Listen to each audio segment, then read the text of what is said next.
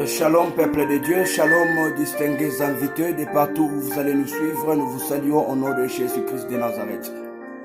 Je m'en vais encore dire merci à l'administration de la plateforme Pensée Spirituelle d'avoir encore une fois de plus pensé à nous. Précisément, je parle à l'homme de Dieu Christian, qui est mon ami, mon frère. Je te dis merci beaucoup de cette estime, considération à notre faveur. Bien aimé, sans plus tarder, je vais vraiment parler d'un thème qui nous dit garder la foi. Pensée spirituelle a des bons thèmes en tout cas. Comment garder la foi? Or, nous savons tous ce que la Bible nous dit. Or, la foi est une ferme assurance de choses qu'on espère, une démonstration de celles qu'on ne voit pas. Bien aimé, pourquoi notre thème ne nous demande pas de garder les richesses, ne nous demande pas de garder nos enfants, ne nous demande pas de garder nos mariages, ne nous demande pas de garder nos maris, mais cela nous demande seulement de garder la foi. Parce que la foi est la base de la gardinage de tout ce que nous voyons dans le monde. Tu cherches à garder ton mari, aie la foi que tu auras un mari. Tu cherches à réussir dans tes études, aie la foi que tu réussiras. La Bible ne nous a pas demandé de garder nos études, mais la Bible nous demande de garder la foi. Pourquoi? Parce que la foi est une ferme assurance. Celui qui a la foi, il a l'assurance d'obtenir ce qu'il a besoin. Celui qui a la foi, il a l'assurance de démontrer les choses que les autres ne voient pas maintenant. Bien-aimé, la foi est une graine. Si on prend une graine aujourd'hui, personne ne peut croire que de cette graine proviendra un arbre du manguier. Si on prenait la graine du papayer, de cette graine, c'est difficile de croire que de cette graine proviendra un arbre. Bien aimé, celui qui a la foi est une graine qui va pousser. Celui qui a la foi, il est une graine qui va produire. Celui qui a la foi, il va appeler l'inexistence à l'existence. Celui qui a la foi, il va démontrer dans sa faiblesse que Dieu peut encore faire et Dieu fera encore sur sa vie. La Bible nous dit clairement, la foi est une ferme assurance de choses qu'on espère, une démonstration de celles qu'on ne voit pas. Bien aimé, quelqu'un comme Abraham, à 75 ans, Abraham chez eux à la maison, et Dieu lui dit, quitte la maison de ton père, va là où je te montrerai. Bien aimé, il y a beaucoup de gens qui ont la foi, mais personne ceux-là qui attendent de voir et écouter Dieu leur dire, vas-y là-bas. Il y a ceux-là qui entrent dans un mariage qui n'est pas leur mariage. Pourquoi? Il manque la foi. Il y a des ceux-là aujourd'hui qui continuent à voler, qui continuent à se prostituer, parce que ces gens ne croient pas que Dieu peut faire au-delà de ce qu'eux pensent. Bien aimé, la foi est au-dessus de la pensée humaine. La foi surpasse l'entendement de ce monde. La foi, c'est là où les gens pleurent. Toi, tu commences à dire, j'ai la joie de voir cela vous arriver, parce que je crois que Dieu fera. Oui, c'est vrai, la foi est une ferme assurance de choses qu'on espère. Une démonstration de celles qu'on ne voit pas. J'ai dit à quelqu'un qui a la foi, bien aimé dans le Seigneur, aujourd'hui tu n'es pas marié, aujourd'hui tu es chômeur, aujourd'hui tu n'as rien, mais laisse-moi te dire, au travers la foi que tu as, tu auras les choses que tu as toujours espéré avoir. Ne pêche pas, ne vole pas, ne te prostitue pas, ne mens pas, parce que la foi va créer en toi des choses que le monde ne voyait pas avant. Quand est-ce qu'il faut garder la foi?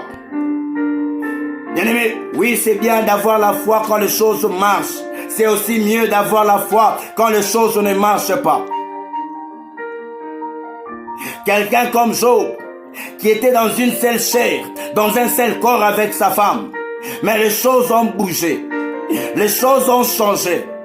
Bien aimé, la femme de Job, qui n'avait pas cette assurance de garder la foi, elle est allée auprès de Job en lui disant, maudit ton Dieu aimé.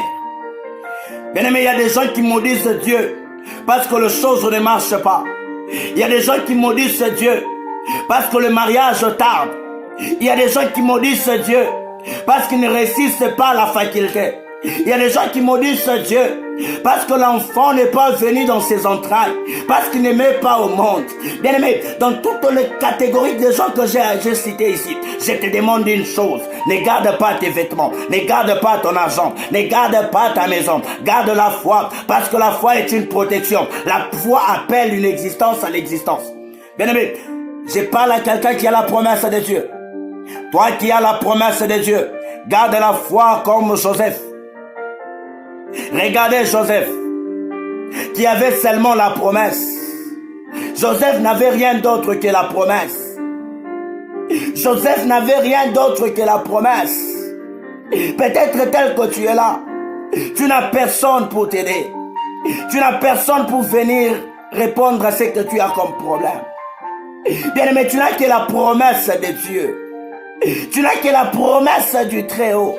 Je viens te demander, dans la promesse que tu as, garde la foi, parce que le diable ne viendra pas combattre ton présent, mais le diable combattra ce que tu deviendras demain. Si Joseph a été vendu par ses frères, c'est parce que Joseph avait seulement la promesse. La promesse, c'est quelque chose qui est invisible. Ma sœur, tu as quelque chose qui est invisible. Oui, les ténèbres peuvent comprendre que tu as la chose grande. Mais je te dis, garde la foi, tu obtiendras cette chose. N'abandonne pas la foi. Tu vois que les choses ne marchent pas. Tu vois que tout est bloqué. Tu ne fais que pleurer. Tu ne fais que pleurer. Bien-aimé, garde la foi. Chaque jour tu es à l'église. Les gens commencent même à te demander, les dieux que tu pars chercher, où est ce Dieu-là? Dis-leur, parlez-leur comme Job. Je sais que mon Rédempteur est vivant. Il s'élèvera. Non le premier, non le deuxième, mais il s'élèvera le dernier. Oui, bien-aimé, ton Rédempteur à toi, il s'élèvera le dernier. Et quand il s'élève, c'est par là, il y a un chantre qui a dit, quand il descend, il y a transfert entre ciel et terre. Quand il descend, il y a changement entre ciel et terre. Qui peut s'opposer à ce que le ciel décide? Sans plus tarder, bien-aimés, nous allons encore lire un autre verset. Nous lisons dans Genèse au chapitre 39. Nous commençons du 11e jusqu'au 12e verset. La Bible nous dit, un jour qu'il était entré dans la maison pour faire son ouvrage et qu'il y avait là aucun des gens de la maison, elle le saisit par son vêtement en disant, couche avec moi. Il lui laissa son vêtement dans la main et s'enfuit au dehors. Bien-aimé dans le Seigneur, regardez celui qui a la promesse de Dieu. Ne s'attache pas au mensonge, ne s'attache pas au vol, ne s'attache pas à l'impudicité. Surtout, je parle aux femmes qui se prostituent parce que tu n'as pas de lotion. Non, garde ta peau telle qu'elle est. Aujourd'hui, tu n'as pas de lotion, mais demain, tu auras des magasins. Pourquoi? Tu as gardé la foi. Joseph qui n'avait rien d'autre, même ses frères l'ont vraiment vendu. Joseph s'est retrouvé dans un pays étranger. Joseph avait seulement la promesse. Et Joseph accompagnait cette promesse par la foi. Un jour, tout semblait aller d'un coup. Il y a quelque chose, il y a un obstacle qui vient. Boum. Et cet obstacle, c'est la femme de Potiphar qui lui proposa. Il lui proposa. La Bible nous dit, il lui a demandé de coucher avec. Aujourd'hui, il y a des frères qui abandonnent la Bible parce qu'il y a des occasions que les autres appellent occasions en or. De quelle occasion en or que tu parles? Est-ce que ta promesse dépend d'une occasion? Est-ce que la foi que tu as est attachée à une occasion? Bien-aimé, ta foi soit attachée à Dieu. Tu ne réussiras pas parce que tu viens d'une famille riche, non. Tu ne réussiras pas parce que ton père prie beaucoup, non. Tu réussiras si seulement tu as la foi. Joseph, on lui a proposé quelque chose du monde. Bien aimé, il y a des frères que les occultistes proposent l'argent. Ils abandonnent la foi. Ils deviennent des homosexuels. Il y a ces femmes-là qui deviennent des lesbiennes par manque d'argent. Qui t'a dit que toi tu ne seras pas béni? Qui t'a dit que toi tu ne vivras pas la main de Dieu? Aie la foi, bien-aimé. Aie la foi, bien-aimé. Joseph qui avait seulement la promesse de Dieu. Et cette promesse ne s'accompagne que par la foi. La foi qu'avait Joseph, un jour, il était premier ministre en Égypte.